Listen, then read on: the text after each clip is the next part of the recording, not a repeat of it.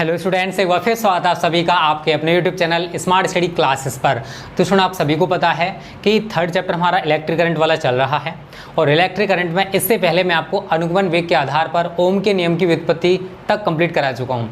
आज स्टूडेंट हम विशिष्ट प्रतिरोध, विशिष्ट चालकता, ओमे परिपथ, अनुमेय परिपथ, ये सब कुछ डिस्कस करने वाले हैं। तो वीडियो को पूरा देखना, बिल्कुल भी स्किप मत करना। ओके, तो स्टूडेंट सबसे ऊपर आप हेडिंग लगा लो विशिष्ट प्रतिरोध, विशिष्ट प्रतिरोध। इंग्लिश में कहते हैं इसको स्पेसिफिक रेजिस्टेंस। क्या कहते हैं? Specific resistance. बात आती है कि विशिष्ट प्रतिरोध कहते किसे हैं। तो स्टूडेंट आप यहां पर डेफिनेशन लिखोगे, जब किसी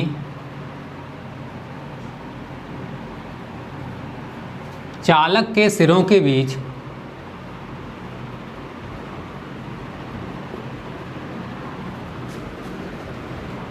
वैद्युत क्षेत्र, इलेक्ट्रिक फील्ड, वैद्युत क्षेत्र मतलब इलेक्ट्रिक फील्ड, वैद्युत क्षेत्र उत्पन्न किया जाता है, उत्पन्न किया जाता है, तो उसमें धारा बहने लगती है, तो उसमें धारा बहने लगती है। आगे लिखोगे, चालक के किसी बिंदु पर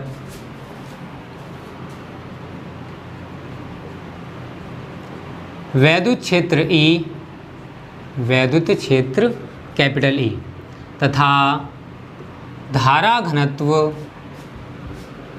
धारा घनत्व किससे लेते हैं आप सभी जानते हो, स्मॉल जे से, और जे बराबर क्या होता है I/A। तो चालक के किसी बिंदु पर वैद्युत क्षेत्र E तथा धारा घनत्व J के अनुपात को उस चालक के पदार्थ का, ये पदार्थ का गुण, इस चीज को याद रखना, उस चालक के पदार्थ, इस पर अंडरलाइन कर लो, पदार्थ का विशिष्ट प्रतिरोध कहते हैं, विशिष्ट प्रतिरोध कहते हैं। क्या स्टूडेंट डेफिनेशन एक बार फिर से जान लेते हैं, थोड़ा सा डायग्राम बना के। कोई चालक तार ले लो, ये कोई चालक तार, हमने पहले भी डायग्राम कई बार बना चुके हैं। ये हमने कोई चालक तार ले लिया। अब वैद्युत क्षेत्र उत्पन्न करने का मतलब क्या है कि हमने इसके सिरों के बीच कोई बैटरी जोड़ दी, और जब बैटरी जोड़ देंगे तो इसका मतलब क्या है स्टूडेंट की धारा बहने लगेगी। क्या बहने लगेगी? इसमें धारा, ये धारा बह रही है। अब डेफिनेशन क्या कहती है विशिष्ट प्रतिरोध की, कि कोई चालक तार है, हमने इसके सिरों के बीच कोई बैटरी जोड़ दी, अर्थात वैद्युत क्षेत्र लगा दिया। वैद्युत क्षेत्र लगाने पर इसमें क्या प्रवाहित होगी स्टूडेंट? धारा। तो चालक के, इस चालक तार के किसी भी बिंदु पर, कोई भी बिंदु कहीं पर भी ले सकते हो, चालक तार पतला होता है, मैंने यहाँ पर मोटा दिखाया। तो इस चालक तार के किसी भी बिंदु पर जो वैद्युत क्षेत्र होगा वो, और जो धारा घनत्व है वो, इनका जो रेशियो है, इनका जो अनुपात है उस चालक के पदार्थ का। अब बात आती है पदार्थ का मतलब क्या है। लोहा है, अलग पदार्थ का बना होता है, मतलब लोहा एक अलग पदार्थ है, तांबा एक अलग पदार्थ है सभी कंडक्टर, है तो ये सभी चालक, बट चालकों में पदार्थ अलग अलग हैं। एल्यूमिनियम अलग है, तांबा अलग है, लोहा अलग है, ये सभी अलग अलग पदार्थ कहलाएंगे। तो इन चालक के पदार्थ, ये चालक के पदार्थ का गुण है, याद रखना स्टूडेंट, ना कि चालक का गुण है। ठीक है, लोहा है उसके लिए विशिष्ट प्रतिरोध कुछ और होगा, तांबे के लिए कुछ और होगा, कॉपर के लिए कुछ और होगा, एल्यूमिनियम के लिए कुछ और होगा। तो ये पदार्थ का गुण है, ना कि चालक का।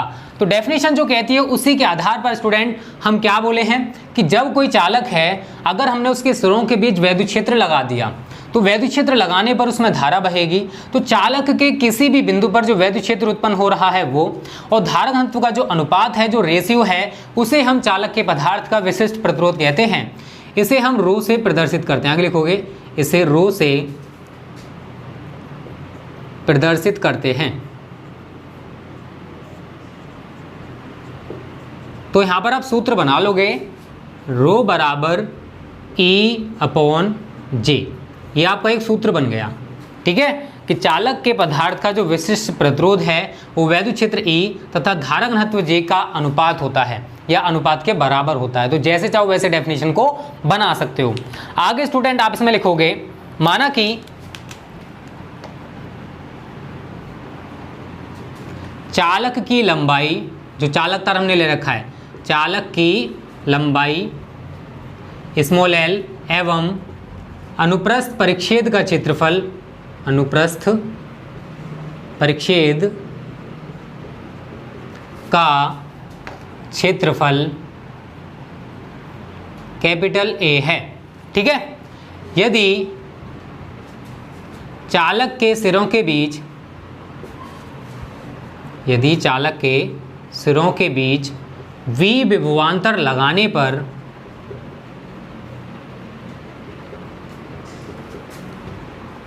इसमें प्रवाहित धारा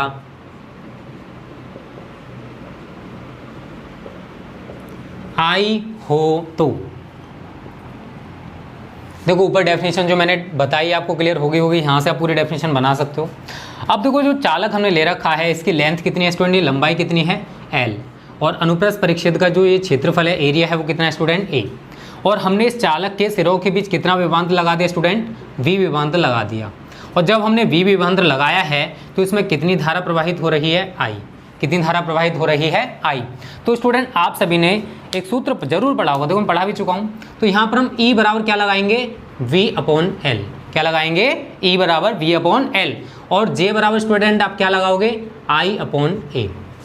E बराबर आप V/L यूज़ करोगे और J बराबर आप I/A यूज़ करोगे। कहाँ यूज़ करोगे, ऊपर जो मैंने इक्वेशन दे रखा उसमें। तो रो बराबर, इसलिए रो इज इक्वल टू E की जगह क्या लगाओगे, V/L, तो V/L बटे J की जगह क्या लगाओगे, I/A, I/A। क्लियर है ना स्टूडेंट, कैसे मैं कर रहा हूँ, समझ में आ रहा होगा। उसके बाद देखो A आपका ऊपर पहुँच जाएगा, तो V/I गुणा A/L, कुछ इस प्रकार से आप लिख सकते हो। और आप सभी को थोड़ी, मतलब मैंने इससे पहले कई वीडियोस प्रोवाइड किए हैं, उसमें मैंने आपको बताया था कि जो V/I है वो क्या होता है, चालक का प्रतिरोध, R के यहाँ पर प्रतिरोध है, तो V/I इक्वल टू क्या होता है, प्रतिरोध। तो यहाँ पर आप V/I को हटाओगे और इसकी जगह पर आप क्या लगा दोगे, R। तो मैं आप सूत्र क्या बनाऊँगा, इसलिए रो बराबर R इंटू A/L, ये हमारा रो के लिए एक सूत्र या फॉर्मूला बन जाएगा। क्लियर है ना सभी को, कैसे मैंने किया है, समझ में आ गया होगा। डेफिनेशन कुछ भी नहीं स्टूडेंट, कि जब हम किसी चालक के सिरों के बीच कोई बैटरी जोड़ देते हैं तो इसका मतलब क्या कि विद्युत क्षेत्र हमने लगा दिया, और जब हमने कोई बैटरी जोड़ी है तो उसमें धारा जरूर बहेगी। तो इस चालक के किसी बिंदु पर जो विद्युत क्षेत्र उत्पन्न हो रहा है वो, और इसका जो धारा घनत्व है, उनका अनुपात जो है स्टूडेंट, वो चालक के पदार्थ का विशिष्ट प्रतिरोध कहलाता है। इसे हम रो से प्रदर्शित करते हैं। यहाँ तक क्लियर हो गया। उसके बाद हमने जो चालक ले रखा है स्टूडेंट, उसकी लंबाई हमने कितनी मानी है, स्मॉल एल, और इसका जो अनुप्रस्थ परिच्छेद का, जैसे सपोज करो कोई चालक तार है तो इसकी लेंथ तो ये हो गई, और ये इसका क्षेत्रफल, ये इसका एरिया कहलाएगा। तो लंबाई कितनी है, एल है, और अनुप्रस्थ परिच्छेद का क्षेत्रफल क्या है, ए। और हमने इस चालक के सिरों के बीच कितना विभवांतर लगाया है, वी। जब वी विभवांतर लगाया तो इसमें कितनी धारा प्रवाहित हो रही है, आई। तो स्टूडेंट आप सभी को ये सूत्र पता ही है, E बराबर V/D या V/L। तो E की जगह आप V/L लगा दोगे, और J बराबर I/A होता है। ये दोनों सूत्र जो हैं स्टूडेंट हम यहाँ पर पुटअप कर देंगे दोनों वैल्यूज़ को। तो E की जगह मैंने V/L लगा दिया, और J की जगह स्टूडेंट मैंने I/A लगा दिया। अब आप सभी को पता है कि पहले का चौथे से मल्टीपल होता है, दूसरे का तीसरे से होता है। तो A आपका सबसे ऊपर पहुंच जाएगा, और ये V/I इधर हो गया, गुणा A/L। आप सभी जानते हो कि V/I क्या कहलाता है, चालक का प्रतिरोध। तो हम V/I की जगह क्या यूज़ करेंगे, R। तो हमारा एक नया सूत्र बन गया, रो बराबर R इंटू A/L। इतने का स्क्रीनशॉट ले लो स्टूडेंट, फिर आगे बात करते हैं आगे क्या क्या होने वाला है। इसको मिटा देते हैं हम। देखो हर चीज़ बहुत ईजी होती है, डिपेंड करता है हमने उसको समझा कैसे है। आप मेरे साथ तैयारी करते रहो, आपकी बेस्ट तरीके से तैयारी ना हो तब कहना, ठीक है। चलो अब देखो यहाँ से हम जो विशिष्ट प्रतिरोध की ओरिजिनल डेफिनेशन है वो पढ़ेंगे। अगर बोर्ड में पूछी जाती है विशिष्ट प्रतिरोध की परिभाषा तो आप यही लिखे होगे जो मैं बताने वाला हूँ। रो बराबर है आपका R इंटू A/L। तो यहाँ लिखोगे यदि L बराबर 1 मीटर एवं A is equal to 1 metre square हो तो, मतलब जो लंबाई है वो कितनी है, 1 मीटर, और उसका जो क्षेत्रफल है वो कितना, 1 मीटर स्क्वायर। तो क्या हो जाएगा, रो बराबर R। तो यहाँ लिखोगे अतः इन्वर्टेड कोमा लगा दो, किसी पदार्थ का विशिष्ट प्रतिरोध 1 मीटर लंबे व 1 मीटर स्क्वायर अनुप्रस्थ परिच्छेद वाले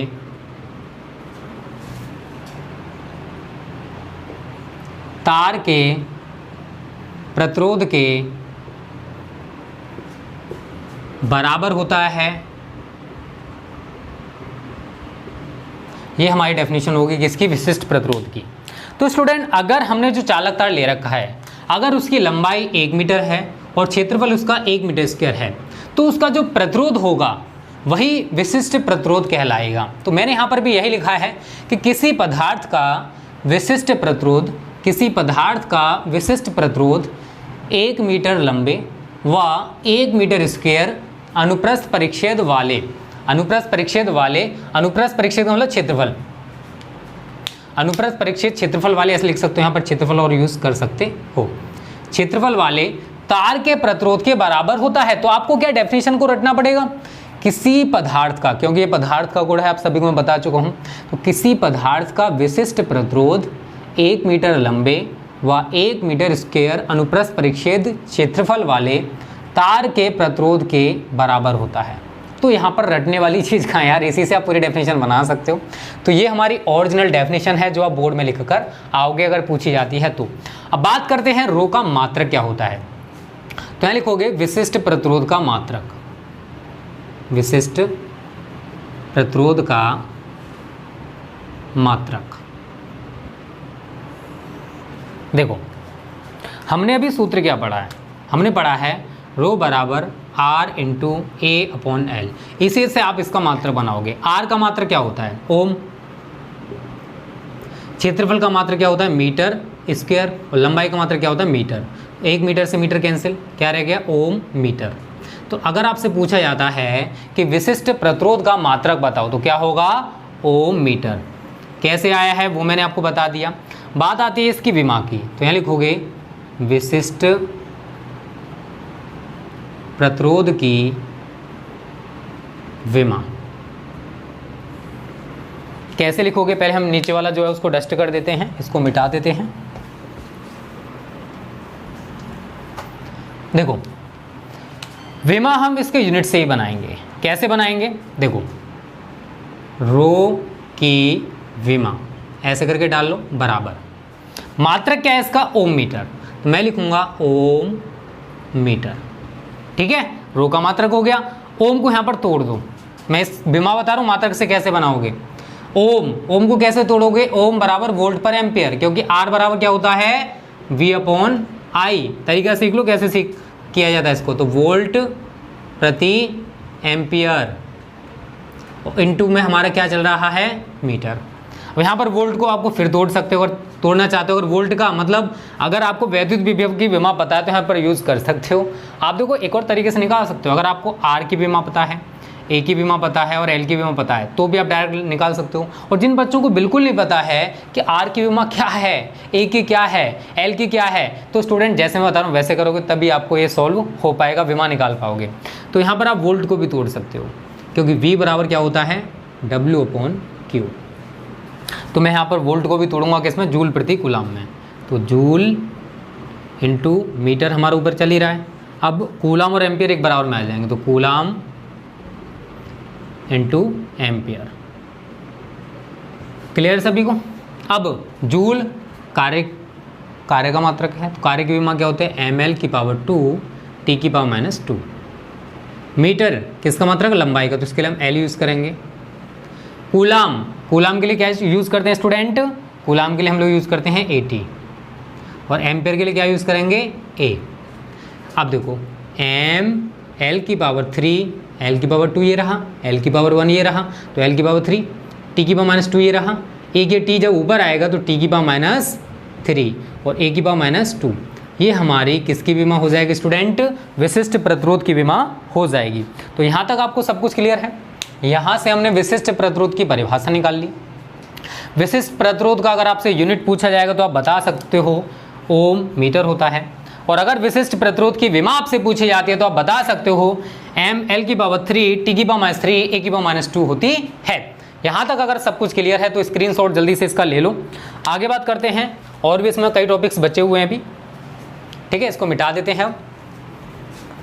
और वीडियो अच्छी लग रही है तो प्लीज़ वीडियो को लाइक ज़्यादा से ज़्यादा किया करो, डिसलाइक मत किया करो, ठीक है।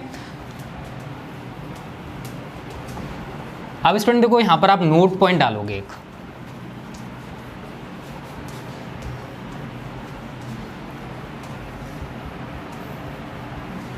यहाँ पर डालो अब नोट पॉइंट।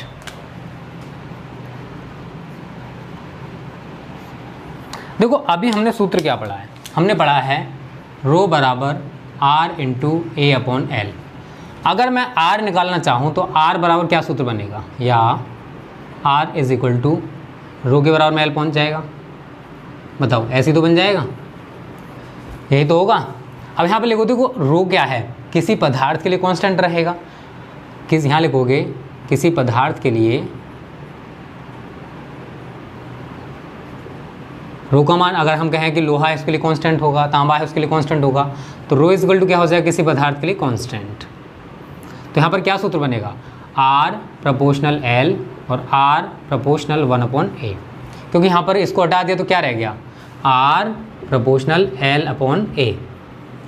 तो यहाँ से देखो कई निष्कर्ष निकलेंगे। किसी पदार्थ, कोई तार है, किसी चालक तार का जो प्रतिरोध है वो उसकी लंबाई के अनुक्रमानुपाती तथा अनुप्रस्थ परिच्छेद का मतलब क्या होता है, उसकी मोटाई से। ये कोई चालक तार है, ये इसकी क्या है, मोटाई है, और ये कि इसकी क्या है, लेंथ है। तो तार जितना लंबा होगा उसका प्रतिरोध उतना ही ज़्यादा होगा, और तार जितना मोटा होगा उसका प्रतिरोध उतना ही कम होगा, क्योंकि यहाँ पर आपको सीधे सीधे दिखाई दे रहा है। तो मैं यहाँ पर एक लाइन यही लिखूँगा, अतः स्पष्ट है कि चालक तार का प्रतिरोध उसकी लंबाई के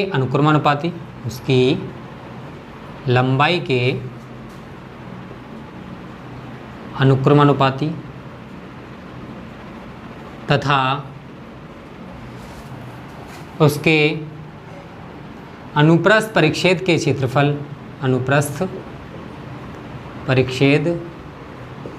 के क्षेत्रफल, ब्रैकेट में लिखोगे मोटाई के व्युत्क्रमानुपाती होता है,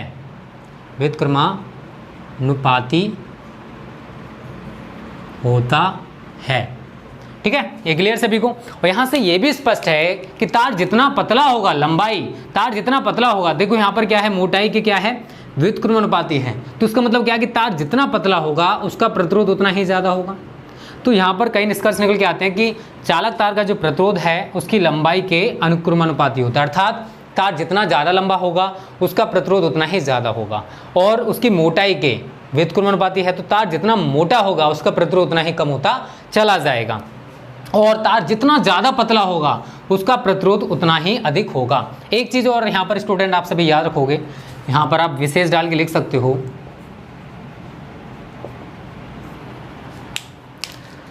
चालक तार की लंबाई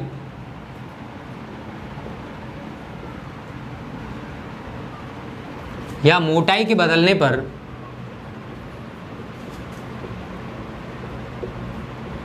उसके विशिष्ट प्रतिरोध पर कोई असर नहीं पड़ेगा। विशेष में लिख लेना, ठीक है ना, यहाँ पर विशेष डाल लेना, कोई असर नहीं पड़ेगा।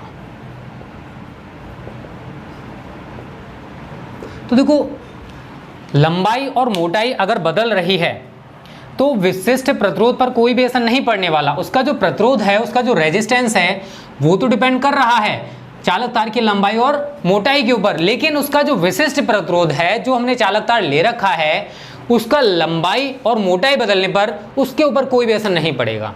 अगर कोई सपोज करो इतना मोटा तार है, फॉर एग्जाम्पल मान के चलो ये इसकी लंबाई होगी, ये इसका क्षेत्रफल हो गया, ठीक है। अब हमने क्या किया, इस तार की लंबाई को बढ़ा दिया। जब तार की लंबाई बढ़ेगी तो क्या होगा, इसका क्षेत्रफल कम होगा। तो हमने तार की लंबाई और क्षेत्रफल दोनों को परिवर्तित कर दिया, तो चालक तार का जो प्रतिरोध है वो तो परिवर्तित हो गया, लेकिन विशिष्ट प्रतिरोध जितना पहले था बाद में भी उतना ही रहेगा, क्योंकि चालक तार की लंबाई या उसकी मोटाई बदलने पर उसका जो विशिष्ट प्रतिरोध है उस पर कोई भी असर नहीं पड़ेगा। ये मैंने आपको विशेष या फिर नोट पॉइंट या फिर कुछ भी डाल सकते हो उसमें लिखा दिया। यहां तक आपको सब कुछ क्लियर है स्टूडेंट? क्लियर है तो स्क्रीनशॉट ले लो, फिर आगे बात करते हैं। क्रांतिकाल के पदों में विशिष्ट प्रतिरोध, इसको मिटा देते हैं अब, ठीक है। और अगली वीडियो में आपको मैं प्रतिरोधकता पर ताप का प्रभाव और श्रेणी क्रम तथा समांतर क्रम संयोजन, ये सब कुछ नेक्स्ट वीडियो में पढ़ाने वाला हूं, ठीक है। चैप्टर थोड़ा सा बड़ा है स्टूडेंट, ठीक है, इसलिए थोड़ा सा टाइम लेके जाएगा, बट कोई नहीं, हो जाएगा। तो यहां लिखोगे क्रांतिकाल के पदों में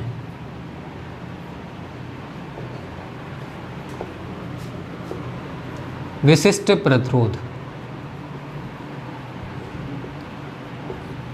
ठीक है। अब देखो स्टूडेंट, विशिष्ट प्रतिरोध क्रांतिकाल के पदों में किस प्रकार लिखा जा सकता है वो समझो। देखो आप सभी को मैं R बराबर एक सूत्र लिखा चुका हूँ ml/NA²A टाउ। आप पूछोगे कहाँ लिखाया था सर? तो मैंने अनुगमन वेग के आधार पर ओम के नियम की व्युत्पत्ति कराई, तो लास्ट मैंने आपको R बराबर ही सूत्र लिखा था। अगर आप सभी ने उसको तैयार कर रखा है तो आप सभी को पता भी होगा, ठीक है। बट R बराबर आप सभी जानते हो रो इंटू L/A होता है, अभी मैंने आपको थोड़ी देर पहले ही बताया है।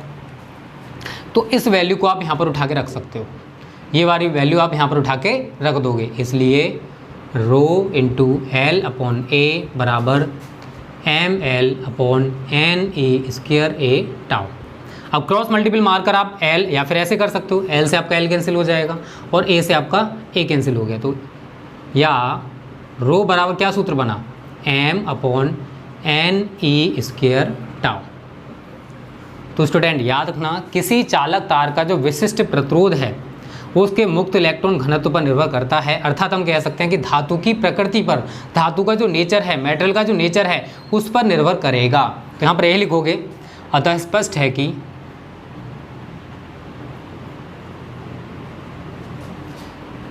चालक तार का विशिष्ट प्रतिरोध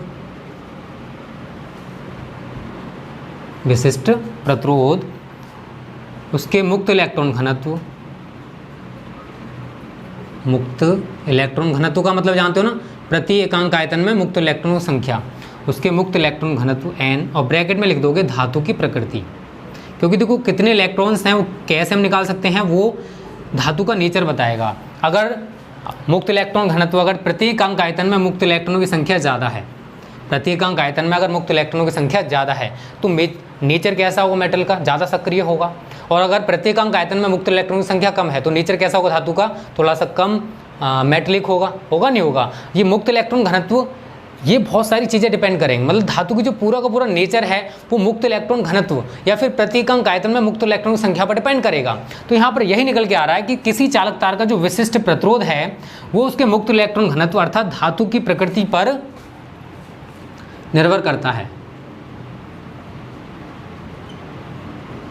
ठीक है स्टूडेंट। तो यहाँ से हमने क्रांतिकाल के पदों में विशिष्ट प्रतिरोध के लिए एक सूत्र निकाला, रो बराबर m/Ne² टाउ। और यहाँ पर मैंने एक लाइन भी लिख दी है कि चालक तार का जो विशिष्ट प्रतिरोध है उसके मुक्त इलेक्ट्रॉन घनत्व या फिर हम कह सकते हैं कि धातु की प्रकृति पर निर्भर करता है। तो जल्दी से स्टूडेंट इसका स्क्रीनशॉट ले लो, फिर आगे बात करते हैं अगले टॉपिक की। इसको मिटा दें, अब स्क्रीनशॉट सभी ने ले लिया होगा। तो अगली हेडिंग डाल लो आप सभी, विशिष्ट चालकता, ठीक है। इंग्लिश में कहते हैं स्पेसिफिक कंडक्टिविटी।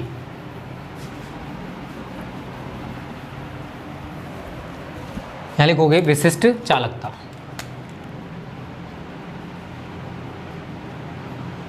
तो हिंदी के साथ इंग्लिश पढ़ना भी ज़रूरी है क्योंकि आगे जाके आपको इंग्लिश ही पढ़ना है। तो स्पेसिफिक कंडक्टिविटी,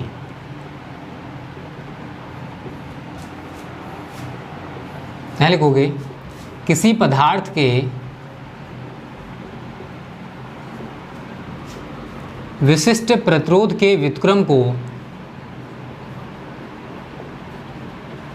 किसी पदार्थ के विशिष्ट प्रतिरोध के व्युत्क्रम को, रेसिप्रोकल व्युत्क्रम को विशिष्ट चालकता कहते हैं।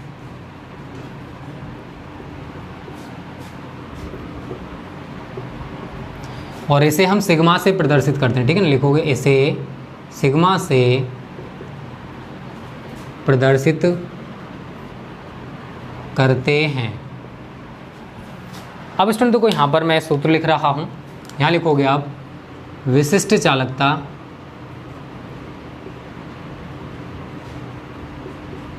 सिग्मा बराबर 1 अपॉन विशिष्ट प्रतिरोध, और विशिष्ट प्रतिरोध को किससे रिप्रेजेंट करते हैं, रो से।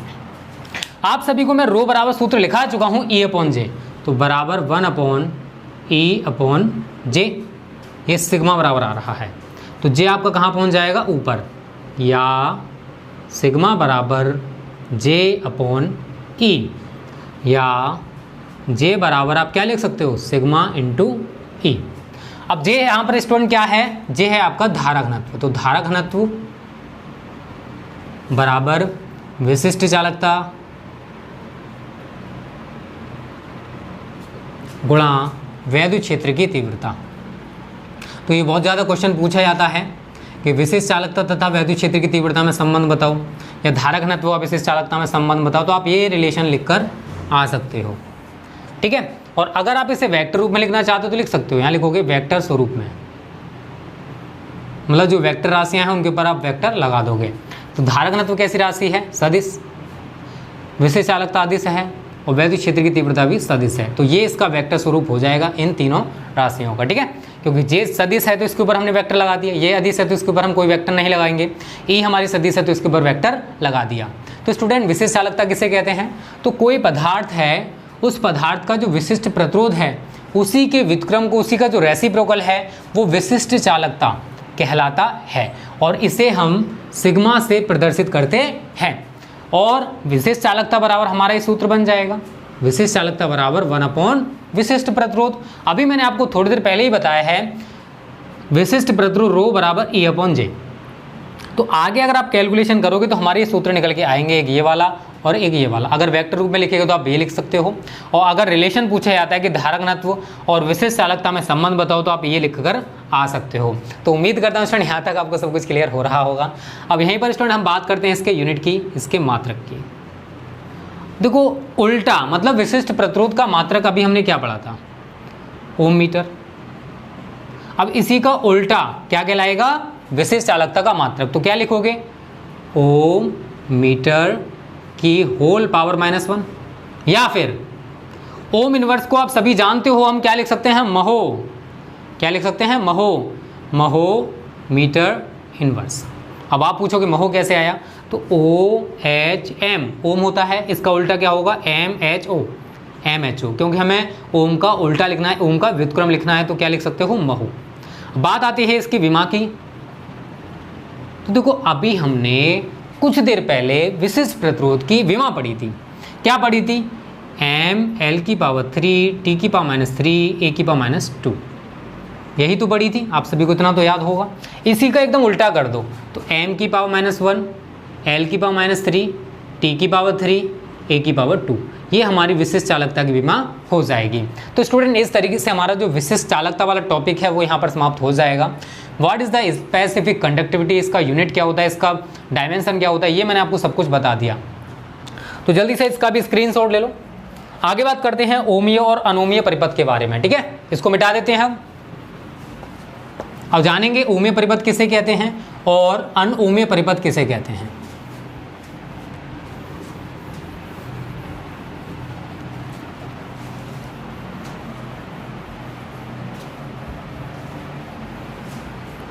तो यहां पर लिखोगे स्टूडेंट सबसे पहले ओमीय परिपथ। जैसा इसके नाम से आप समझ रहे हो, ओमीय परिपथ मतलब ऐसे परिपथ जो ओम के नियम का पूर्णतः पालन करते हैं, ओमिक सर्किट। तो यहाँ लिख सकते हो स्टूडेंट डेफिनेशन में, ऐसे परिपथ जो पूर्णतः ओम के नियम का पालन करते हैं, ओम के नियम का पालन करते हैं, क्या कहलाते हैं, ओमीय परिपथ कहलाते हैं। ओमीय परिपथ कहलाते हैं। तो जितने भी ओमिक सर्किट हैं आप सभी जानते हो उनके लिए V/I = R = कांस्टेंट होता है, ओम का नियम। तो यहाँ पर से आप क्या लिख सकते हो, या V = IR या V प्रोपोर्शनल I। तो जितने भी ओम, जो भी सर्किट ओम के नियम का पालन करते हैं उनके लिए VI ग्राफ है लिखोगे। अतः स्पष्ट है कि ओमीय परिपथों के लिए, ओमीय परिपथों के लिए VI ग्राफ एक सरल रेखा होगी।